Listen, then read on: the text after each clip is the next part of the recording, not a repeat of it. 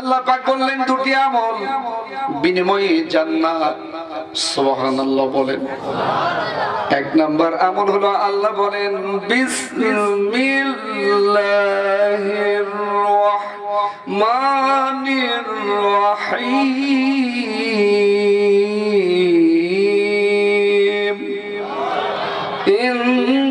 ইন্নাল্লাযীনা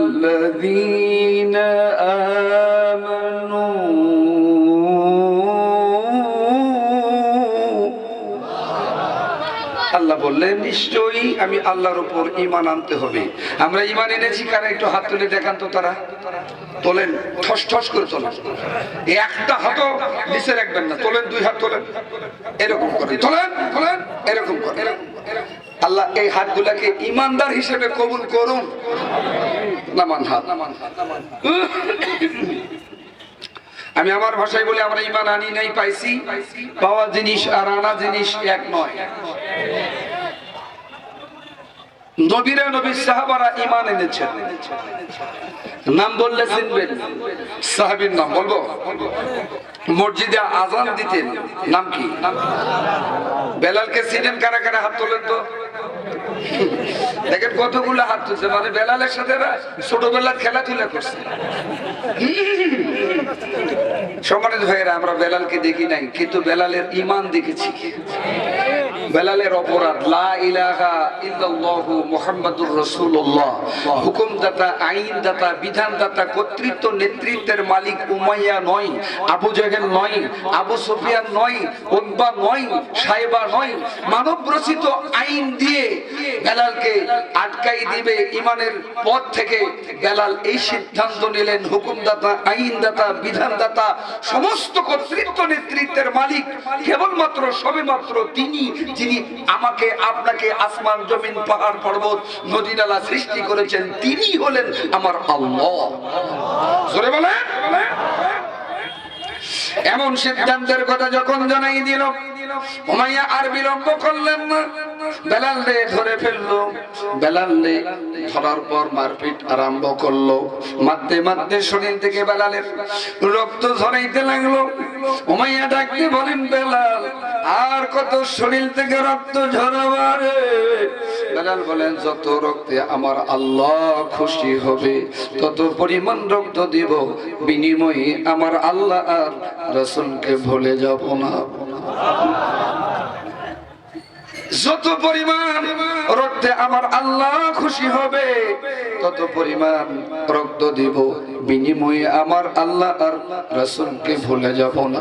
এমন সিদ্ধান্তের কথা যখন জানাই দিলেন, উমাইয়া এককভাবে মারতে আর পারলেন না, রাষ্ট্রীয় শক্তিকে একত্রিত করলেন।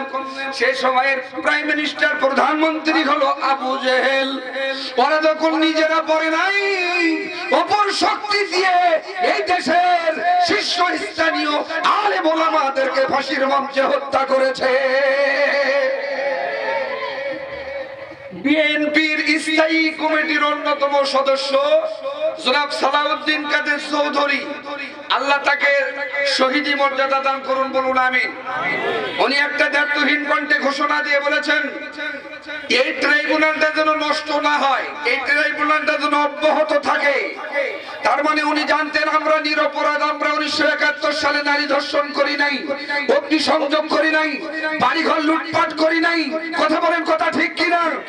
যে ট্রাইব্যুনাল গঠন করেছে, ওই ট্রাইব্যুনালে 18 কোটি মানুষের বাংলাদেশে তাদেরও বিচার হবে।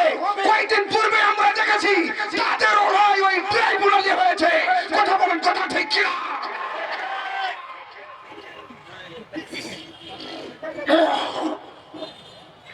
হালকা চাটা দেন, আমার গলা চলে না তো, দেন একটা ঢোক ঢোক দেন। আমার উপর কি রাগ করতেছেন? আমি যদি আজ 10টা পার করি একটু সমস্যা হবে?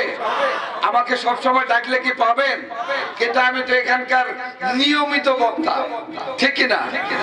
এই জন্য বিলম্ব করছি না। সিদ্ধান্তের কথা যখন জানাই দিলেন, উমাইয়া ডাক দিয়ে রাষ্ট্রীয় শক্তিকে একত্রিত করলেন। রাষ্ট্রীয় শক্তি হলো মিস্টার আবু জেহেল। আবু জেহেলকে ডাক দিয়ে বলেন, বন্ধু এত মারপিট করলাম, বেলালকে ইসলামী আন্দোলন থেকে দূরে রাখতে পারলাম না।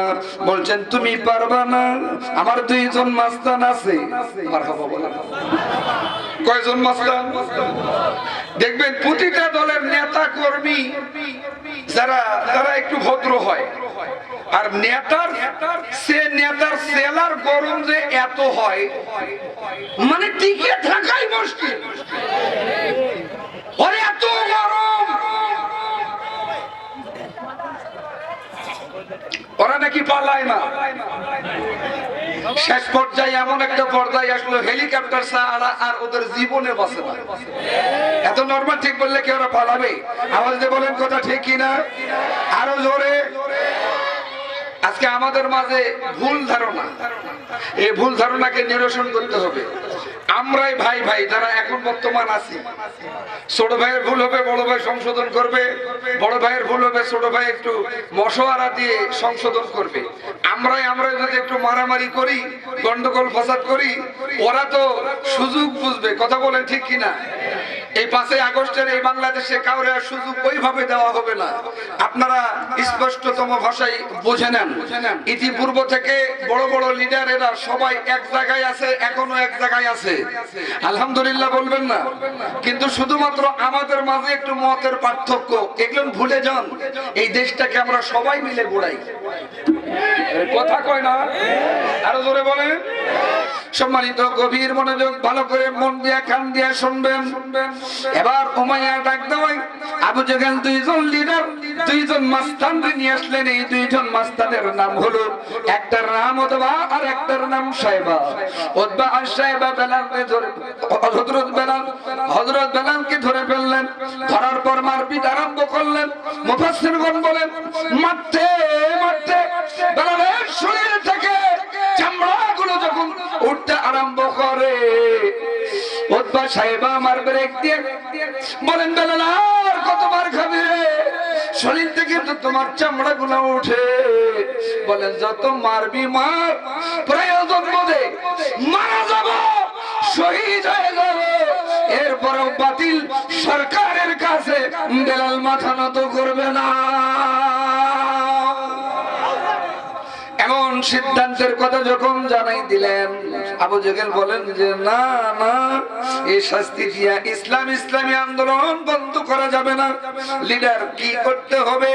বলতেছেন, গরম বালির উপরে, উত্তপ্ত বালিকা রাশির উপরে বেলালকে উপর করে চিৎ করে শোয় দাও। উপর করে চিৎ করে যখন শোয় দেওয়া হলো, পিঠের চামড়া গুলো উঠতে যখন লাগলো, কানে কানে গিয়া উতবা ডাক দিয়ে বলেন, বেলাল